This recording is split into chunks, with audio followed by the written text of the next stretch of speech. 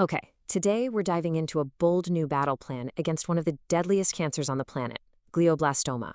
Now, this isn't about some single, far-off miracle drug. No, this is a revolutionary strategy, a manifesto for a whole new kind of war. It's called the Phantom Swarm. To really get why a new strategy is so desperately needed, you have to start right here. This quote from the source material, it just captures the immense challenge we're up against. You see, glioblastoma isn't just a tumor, it's a fortress that has beaten back our best efforts for decades. And this is the brutal reality behind that defeat. 15 months. That's the median survival time for someone diagnosed with glioblastoma. It's a number that just hasn't budged in years, and it's a constant, stark reminder of why we need a breakthrough like yesterday. All right, so how does this phantom swarm actually work? We're going to break it down into 4 key stages. First, we need to understand the enemy, this unbeatable fortress of glioblastoma. Then we'll get into the new philosophy of war designed to breach it. After that, we'll look at the specific weapons, the siege engines being unleashed. And finally, the ultimate goal, reclaiming the mind. Okay, let's jump into part 1. To really appreciate this new strategy, you first have to understand the enemy. What is it that makes this cancer so uniquely, so devastatingly good at surviving everything we throw at it? Well, the tumor basically has 4 layers of defense.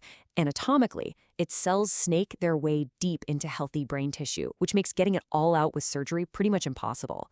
Immunologically, it's like it has a cloaking device, hiding from the body's own defenses.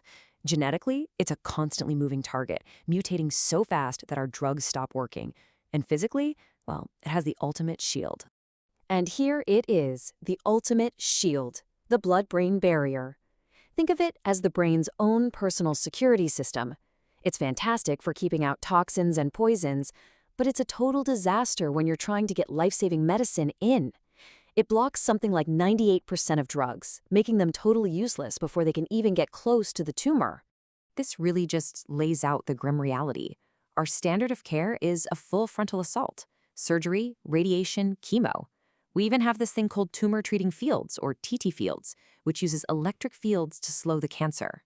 And yet, the tumor comes back almost every single time. The biggest breakthrough in a decade added less than 5 months to a person's life. So a new approach isn't just an option, it's an absolute necessity. So that brings us to the core of the phantom swarm. It's a fundamental shift in how we think, a completely new philosophy of war. Instead of trying to just smash down the fortress walls, the idea is to turn the fortress against itself. And this is the central single time. The biggest breakthrough in a decade added less than 5 months to a person's life. So a new approach isn't just an option, it's an absolute necessity. So that brings us to the core of the phantom swarm. It's a fundamental shift in how we think, a completely new philosophy of war. Instead of trying to just smash down the fortress walls, the idea is to turn the fortress against itself. And this is the central, totally counterintuitive idea. What if the brain's greatest defense, that blood-brain barrier, could become our greatest weapon? The entire strategy is built on this one simple, powerful idea. Don't fight the fortress wall, use it to trap the enemy. So here's the 4-step battle plan. Step 1, you colonize the brain, using an engineered virus that can actually sneak past security. Step 2, you go after and eradicate those tumor cells hiding at the margins. Step 3, you reprogram the brain's own immune cells, the guards called microglia, and you turn them into allies. And finally, step 4, you create a long-term immune memory, basically a permanent patrol to hunt down any cancer that dares to come back. Now we get to the really cool part, the siege engines themselves. See, this isn't one single therapy.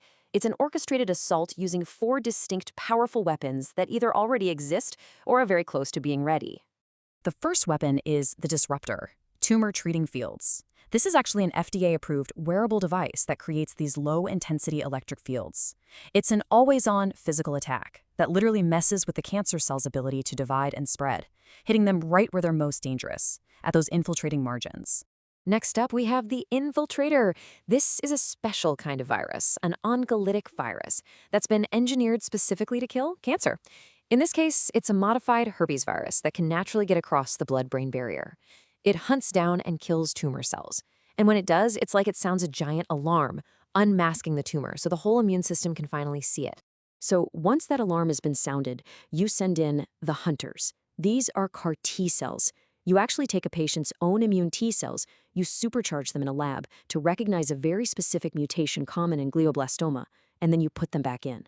They become these precision-guided assassins sent in to hunt down the enemy that's now been exposed. And finally, to make sure the victory actually sticks, you have the trainer. This is a personalized mRNA vaccine, custom-built for each patient's specific tumor. It teaches the immune system to recognize not just one target, but up to 20 different targets on the cancer cells. This makes it incredibly hard for the tumor to just mutate and escape, creating a really durable long-term defense. So, okay, we have the weapons, we have the strategy, but what's the actual projected outcome? This is where the plan really transforms from a cool idea into real, tangible hope. The potential impact here is just staggering. The current absolute best-case scenario gives patients a median survival of about 21 months. The projection for the phantom swarm? 30 to 36 months. We're talking about a shift from adding months to potentially adding years to patients' lives. But this is about so much more than just time. It's about quality of life. The projected 5-year survival rate more than doubles. The recurrence rate is cut in half. And this is so critical. There's a massive projected drop in neurocognitive decline, that devastating loss of self that so often comes with this disease. And all of this with minimal toxic side effects compared to something like chemo. The projections for how well the treatment might work are also incredibly hopeful. A really significant number of patients could see their tumors actually shrink. And for 10 to 15%, the strategy could lead to what's called a complete response. That means the tumor could disappear from scans entirely.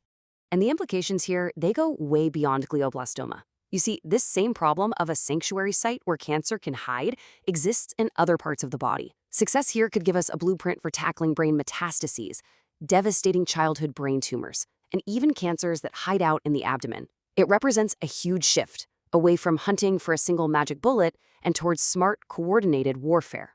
And that's a lesson that could redefine how we fight cancer everywhere. This quote, it just gets to the absolute heart of the manifesto's message. We've had these powerful tools for a while, oncolytic viruses, CAR T cells, vaccines, but we've been using them one at a time, and one at a time, they've failed. The argument here is that the problem was never the weapons, it was that we didn't have a coordinated battle plan. And honestly, that's the most powerful part of this whole idea. We don't have to wait another decade for some new miracle drug to be invented from scratch.